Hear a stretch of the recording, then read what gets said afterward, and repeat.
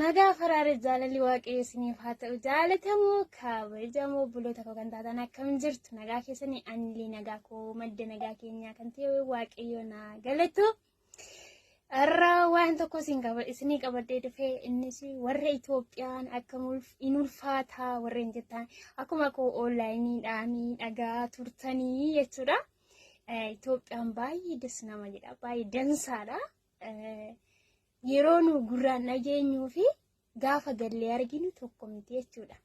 Maaliif jireenya waddadu malee bakka biyya keessan adeemtaniyyuu bakka baay'ee gammachuu guddaa isinitti dhaga'ama jechuudha.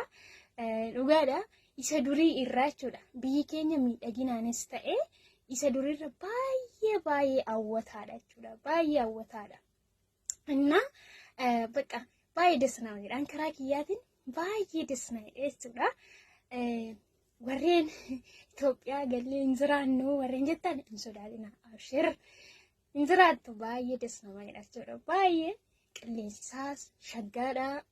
Akkasumas immoo haalumti jireenyaa sin beektu duruu fiqiriinsaa haddamteedha. Inna baay'ee desnama jedha. Kanaafuu akkamitti jiraannaa jettanii batalee ijoolleen gola Oromoo hojjettan akkuma kiyyaa fagootti warreen sodaatan hin sodaatan.